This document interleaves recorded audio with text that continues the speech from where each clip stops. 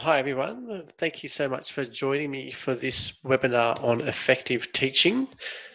Today I'm going to be talking to you guys about about effective teaching strategies. And so the first thing that I actually want us to do is to go over the goals of what I want you to get out of this webinar. And then we're going to actually all jump onto a Padlet together and make a few comments and share our knowledge. So firstly, the goals for this session are for you guys to understand the basics of cognitive load theory and how it should affect our teaching practices.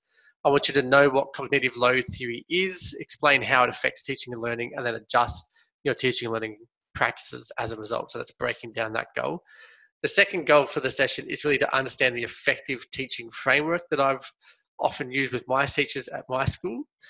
So that requires you to know what it is and why it is so important, and then utilize the framework in your own lesson or unit planning. And so once I get towards the end of this webinar, I'm actually going to ask you to pull up current unit or maybe just the syllabus and have a look through and think about how you might actually apply what we learned today with either by changing a unit you've already got or by looking at a new unit that you're going to be planning.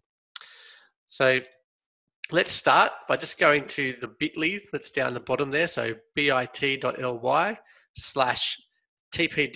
Padlet, and that is case sensitive, and that should land you in here. All right, beautiful, people are getting in there. So making sure we know the content is really key. Good. So presenting it in an engaging, interesting way for our students and allowing students to engage in some way with the material content that they are learning about. I think that's fantastic. It's very important that our students are actually engaging with the content and not just being given content. They're not passive learners. They're actually meant to be active in their learning within our classrooms. That's great. It's very important for us to actually make sure we're developing our rapport as well. That's good. Having a variety of teaching strategies. These are all good suggestions of effective teaching. They actually talk about the variety of teaching strategies as one of the things that you develop as you become more of an expert teacher, because it's that ability to actually differentiate and explain something multiple times but in different ways each time, and that's enabling us to utilize those variety of teaching methods. And that's what expert teachers do with their students, is once they've seen where their students are at and they've got that differentiation happening, then they can actually go and have a look at which strategies they're going to use and change that up for their students very quickly. What I might do is I'll leave this open. You guys keep putting stuff into that Padlet, and I'll come back to it towards the middle/end of what we're doing today. So I'll go back over here. And what I want to do next is actually show you this video now. So I'm just going to press play and just follow the instructions on the screen.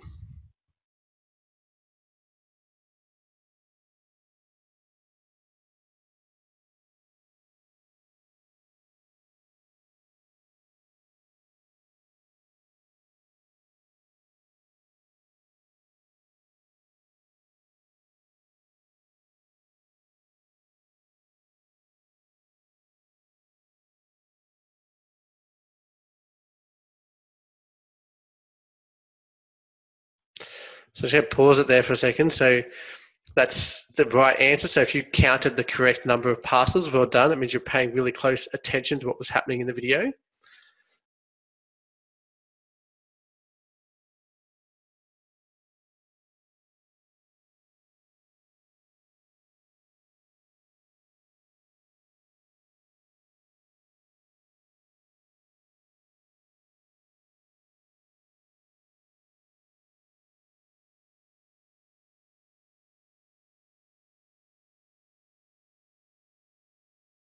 All right. So that is an ad for cyclists, but what I want to get to with it is actually that it points out for us something about our cognitive load. So cognitive load theory is all about our brain's capacity to deal with what's in front of us. So it could be that we're looking at any piece of content that's coming our way, but our brain can only really handle about 4 different ideas, so to speak, in at once. So if you're asking your students to really try and evaluate something or getting them to think about various pieces of content and connecting them, that's actually something that they can't do when they're first exposed to new content. Now, with cognitive load theory, it actually talks about how our brains can handle between 4 and 8 different items. So 4 is if you're a novice and if you're very new to the content that's coming your way, whereas you can go up to about 8 if you are an expert. So if you go from your kindergarten student learning to write, he can handle about 4 different items at once maximum. But if you go to someone who is a journalist, they can handle 8 different items at once as they juggle around and come up with what they're writing in front of them. And so your kindergarten student, you're probably focusing more on what letter they're going to write next or what word they're going to write next, whereas your journalist is really thinking about how she's connecting multiple ideas and really framing that paragraph to capture the audience engagement and draw them into the story that she's writing about.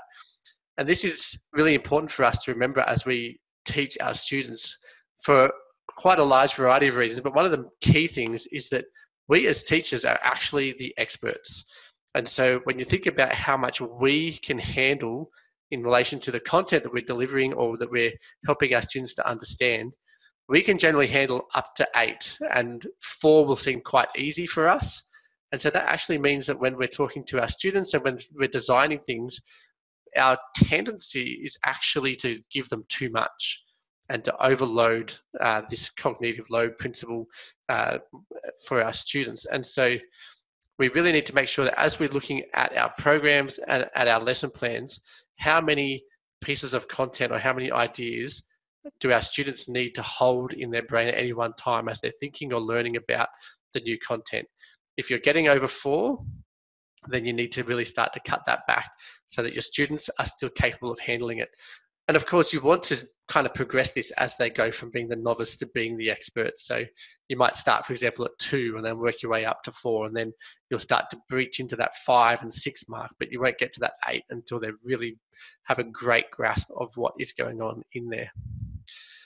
So, of course, that means we have to think about our students, how much they can handle, and making sure that we actually can differentiate that according to each of our students. Because in order to know how much our students can handle, we need to know how well they already know the content and whether they actually have all the prior knowledge that's needed for the content that we're giving them.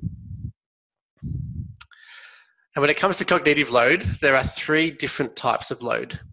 The intrinsic load is the load that is at the heart of the content. So if you're learning physics, for example, and maybe you're doing your 12 physics, that's a really hard, complex, and has a large intrinsic load because it's actually a really difficult thing to learn and to do just on its own, let alone if you try and add other things to it. Whereas if you're teaching kids to color in, that might still have some intrinsic load, but it's not going to be as large as the physics lesson that they're going to do in year 12.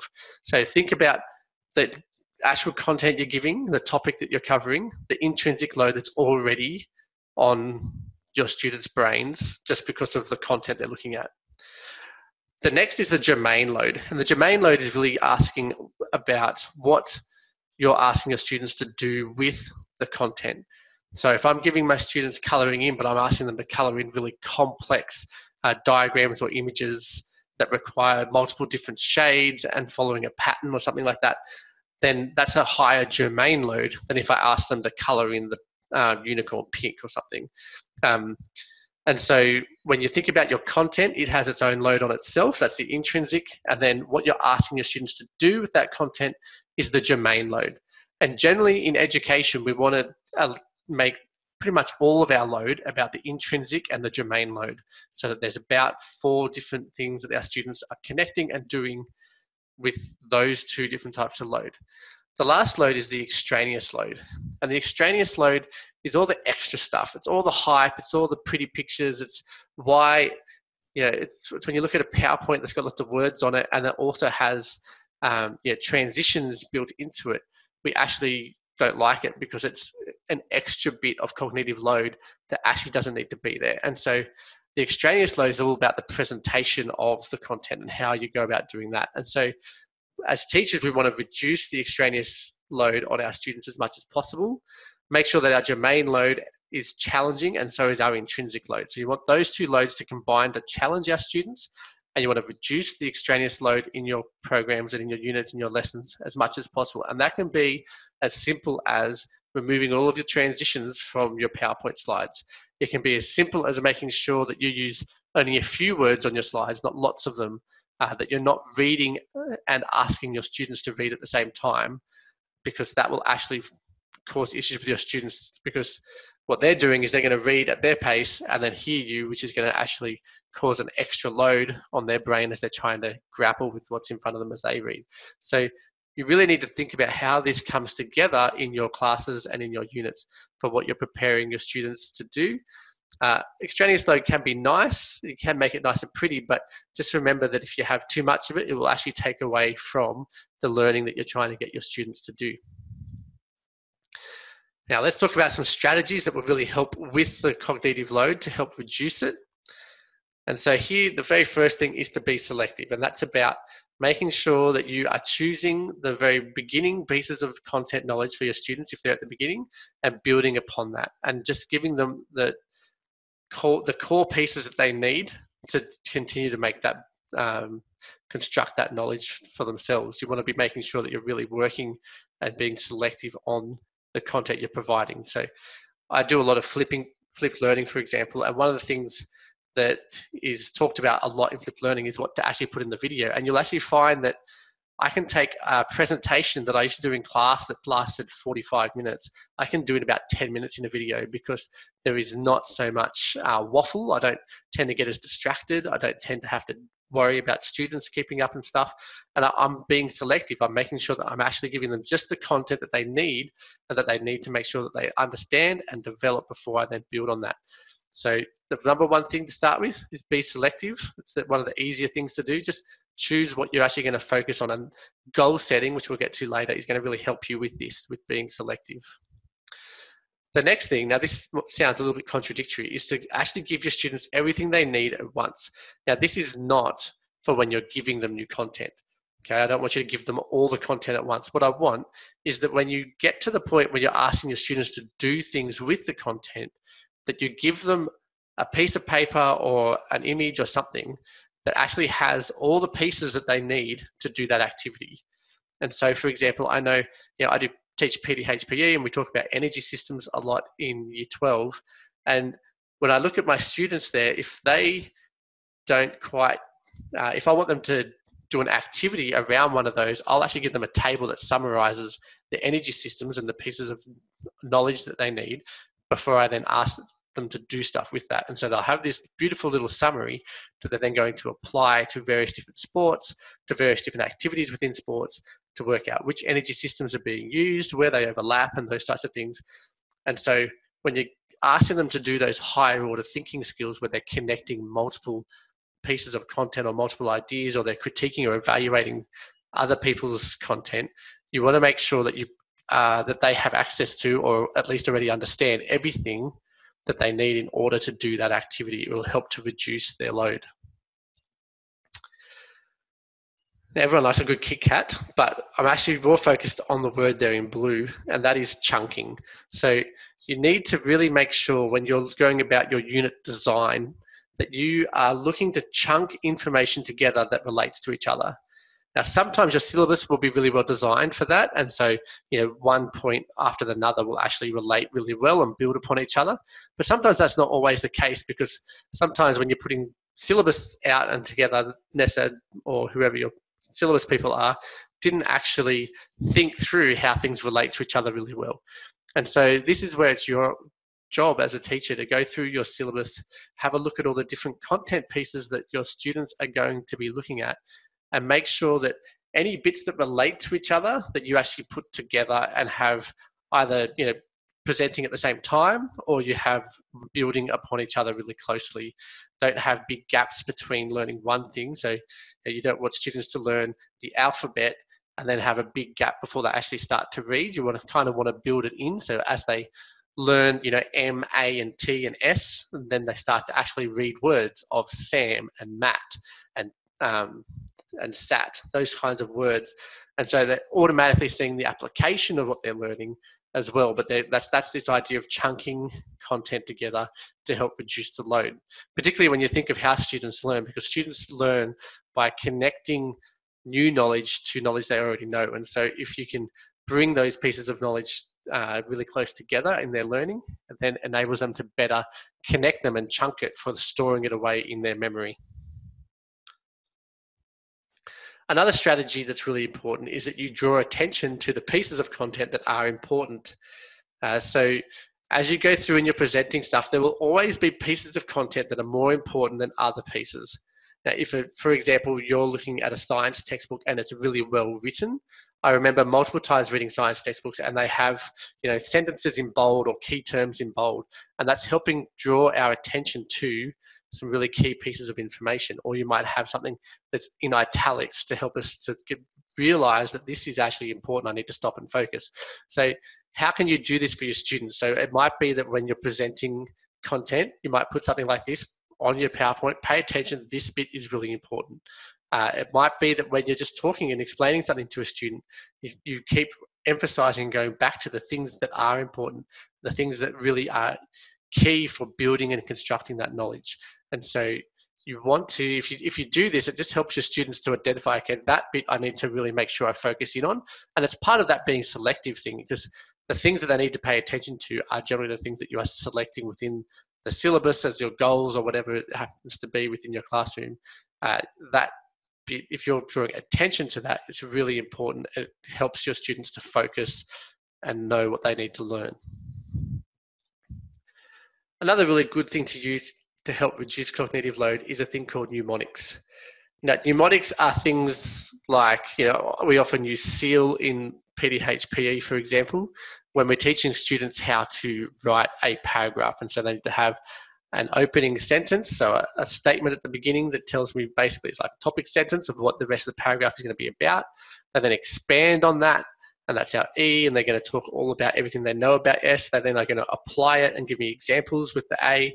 And then the L is to actually make a link either between that paragraph and the next one, or maybe a link back to the actual question to confirm that what they've written is answering the question that's being asked. And so using mnemonics like that and presenting them particularly at the point at which your students are learning the content for the first time is super important. So any mnemonics that you have or that you know of, or if you don't know any, go and network with the people in your content area. They often have got lots of mnemonics around, and select them and then present them to your students when you're presenting that new content, so that they start to use it straight away as their memory job to help them to learn the content and connect the pieces that you're giving them. Another great strategy is collaborative learning. So there's really good research around how when students work together with other students and they work collaboratively, so not necessarily in opposition, but collaboratively for a purpose, what happens is that they actually start to share the cognitive load. And so suddenly you go from students who were only able to handle maybe 3 pieces of information to now, as a group, they're going to handle about 12 pieces of information. And that then enables them to do that higher order thinking, that connecting, that evaluating, and it reduces the load on each student. So they're more likely to actually achieve the learning that you're after as they go about these kinds of processes. So I have a really good article actually on my Teachers PD website. Just look for cognitive load and collaborative learning, and you'll see an article where I've summarized a few research papers to give you a bit of an idea of how to go about using this approach to reduce cognitive load with your students. And I also have a podcast, if you like, around collaboration where I interviewed one of my mates, Joel Anderson. Okay, the last bit, which is probably the most important bit when it comes to cognitive load, is prior knowledge. There's a great saying out there that what you know determines what you can learn. And that has never been more true. It's always been the case where students are limited. You cannot learn something that you have no prior knowledge to build on in relation to. And so you need to constantly be making those connections for your students. And it makes it really super important that at the beginning of units, you're identifying, so even in your planning stage for a program, you should be thinking about what is it that my students need to already know as they go into this unit and learn this content. And then you need to create something to find out whether or not they know those things. And if they don't, think about how you're going to catch them up. And then you also need to think about, well, there's also going to be students who already know about 50%, for example, of the content you're about to deliver. And so you need to find out where they're at with their content knowledge, their prior knowledge, and build on where they are at. Because if you go back to the beginning with them, they're going to be bored and distract your class. If you don't help those students who lack the prior knowledge to catch up, they're going to be clueless and think that they're dumb and then struggle and distract your class as well. And so it's really important that we build this into what we're doing. And that's why when I come to my effective teaching framework that I like to use all the time when I'm helping other teachers to develop their programs, is the first thing you need to do is make sure that you know where students currently are at. So that's your assessment for learning, that diagnostic assessment. Where is my student at? What do they know already? And then you move from there into your learning goals. So, yep, this is where they're at, but then where am I going? So each lesson that you have should have some kind of learning goal, and each unit should have a big learning goal that you're working towards. And so you have this diagnostic thing where you find out where they are, and then you need to make sure that you're very clear about where they're going. And once you know where they are and where they're going, that's when you can actually build in all those steps. That's when you can actually build in the steps to getting there. Now, before you build those steps though, you need to think about what those examples and what the success criteria might look like. So if you know where they're going, what does it look like once they get there? Is basically what this is about. So if you provide your students with multiple examples of success, as well as criteria they can use to mark off and say, okay, yes, I'm successful because I've done all those things, then they will know that they've achieved the goal. And then you use that as your benchmark for actually assessing how your students are going throughout your series of lessons.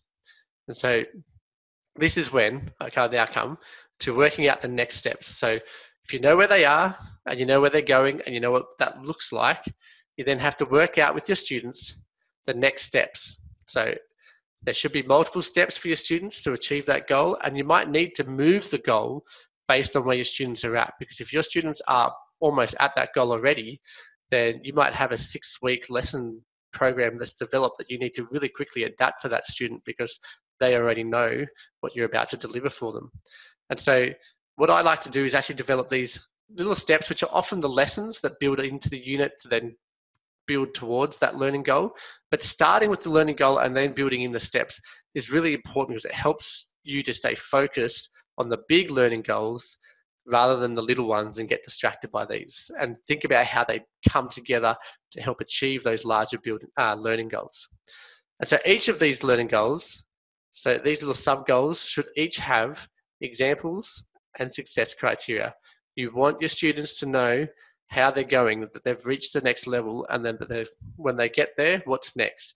They've reached the next level. And so constantly having these little steps and these good examples and success criteria in there really will enable your students to take things to the next level and be able to monitor their own learning and make your monitoring of their learning a lot simpler.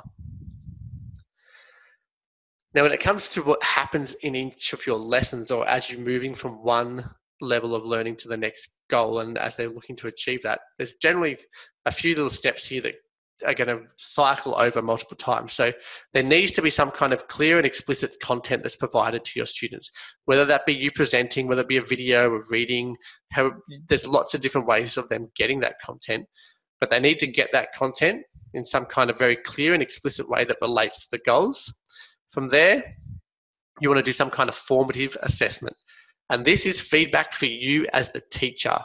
Okay, so often people see the formative assessment as always feedback for the student. And so I'm going to assess them and it tells them where they're at. But actually what it also does, and more importantly what it does, is it assesses them and tells you where they're at and tells you where they need more help and where they need to go next. It tells you whether or not what you've done in that explicit teaching that happened at the beginning actually worked. And so it allows you to actually get feedback about your teaching practices so that you can actually adjust and change them. Because if you don't adjust your teaching practices after the formative assessment, then there's almost no point to doing the formative assessment in the first place. Once you've got that, obviously there's feedback to the students, like I mentioned, but you want to guide them as to how they're progressing and what they're going to do next, and constantly making sure that feedback has at least one future forward comment for it. So you need to do this next for your students, because that's the bit they'll actually focus on. That's the bit they want. And then you want to level up and repeat. So once they've achieved that goal, you're now going to repeat that process, do some explicit instruction, do some formative assessment, give some feedback both to you and to the student, and progress them up to the next learning goal, the next learning goal, the next learning goal.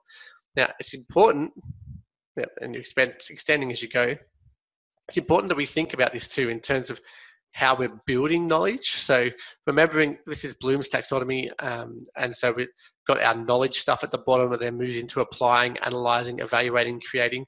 Personally, I really like the stuff that Hattie and Yates have in their book, that is the visible learning and the science of how we learn. And they talk about shallow thinking, which is about one idea or multiple ideas on a continuum, towards deep thinking. And on the deep thinking end of the continuum, you start to have connecting multiple ideas, and then using multiple ideas to then evaluate and critique or create something as well. So how you're actually bringing those multiple ideas together to do something with them. And so that really is important for us to think about as we have our students develop throughout our units. How are we progressing them from those beginning shallower thinking ideas and giving them the content, but then connecting the content and then relating that content to real world things, or to problem solving, or to projects, or whatever it is that you want to use in your classroom. How are you then utilizing that and building up upon that shallow to deep thinking, or on that understanding and remembering, applying, and then moving up to creating? How are you doing that in this lesson flow in your unit as you work towards your learning goals? And finally, of course, it's important that you also build in the celebration of success along the way. So this is not success at the end. This is success for each one of the little learning goals as they continue to build and learn and develop. So here I want every single one, see these dots, all of them, they get to see celebrated. And that doesn't mean that I'm just praising my students, because the research about praising students is actually that it has a fairly negative effect. This is more about pointing out to your student where they were, where they are now, and where their next steps are.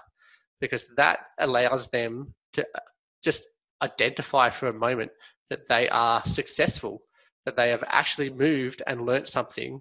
And you're saying, wow, I noticed that you were here and now you're here. Great job. Let's do the next bit. And so it's not so much a praise, oh, well done, you tried really hard, or congratulations, you got here. It's actually about that learning progression and still keeping your eyes forward on that learning goal at the end. And then when you get to that learning goal at the end, you might want to celebrate in a different way to really help your students. And often that might be in their grade, it might be in their feedback, it might be in just something that you write to your students to say, I've really enjoyed watching you learn and grow as a student in my class as you did this. And just be specific and say, you know, this speaks volumes for your future, because you want to make sure you're providing future directed feedback. So you might say, yeah, this is going to speak volumes for your future because you are a successful learner. You are a learner. And that means that the next time they get to something hard, they'll be able to think back to your class and the feedback that you gave them and go, oh, that's right, I'm a learner. Even if it's hard, I can still get there. Because what we forget as teachers, because we're so familiar with our content, we forget that the actual learning is really hard. You know, students, the fun bits are the setting the goals and achieving the goals. The bit in between is hard, it's difficult, it's full of problems and issues and setbacks and misunderstandings. And students need to start to see that as, you know, a good sign, not as a bad sign, and to see that as something that they can tackle head on to try and overcome that as they move towards the next thing in their learning. Okay, that was a lot quite quickly, I've got to be honest. But now what I want you to do is think about your actual programs. Maybe have a look at a program, have a look at a unit, have a look at your syllabus if you don't have a program in front of you. And I want you to think about the levels of prior knowledge that your students have and how you're actually going to find out where they're at, how you might chunk your content together so that your students will find it easier to store knowledge away, where you might make sure that you're drawing attention to really key pieces of information as you build and being selective in what you present to your students and not getting distracted by other things that might seem really cool but actually don't move towards the learning goals.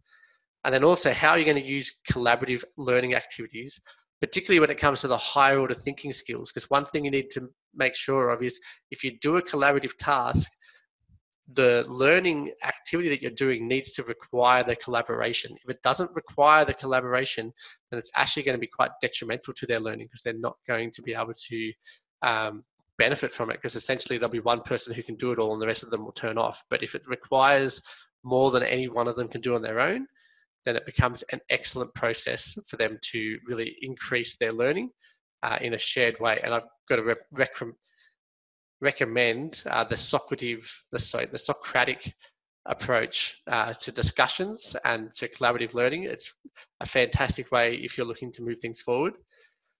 And the other thing I want you to think about too when you're looking at your programs and stuff is to identify the level of knowledge, chunk information using mnemonics, draw attention to key information, use collaborative learning, and then clean up, make sure that it's nice and refined. Okay, so this is your list. So basically taking all this stuff here that's in image form into a list process here. And so I want you to just take a moment, have a look, and we'll come back on here. I'll start talking again in about 5 minutes. So I just want you to have a look at it, maybe jot down a few brainstorming activities. It might even be nice if you could jot down those activities into the Padlet that we have shared so that we can see more of what everyone's doing. And I might even bring up that Padlet next to this screen so that you can see both of them.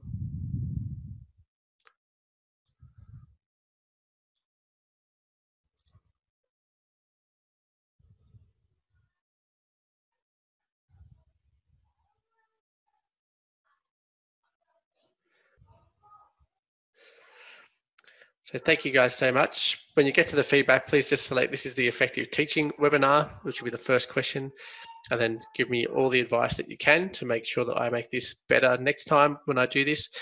And of course, guys, I put this on today to celebrate the World Teachers Day. So you guys are all doing a fantastic job. It is what I believe is the most important job in the world. You are shaping the future of our world each day as you engage with and teach your students. And I just want to really encourage you and hopefully help you guys along. I hope this webinar was useful for you. If you're coming to the next one, I will see you in about half an hour. Otherwise, enjoy the rest of your day and happy World Teachers Day, everyone.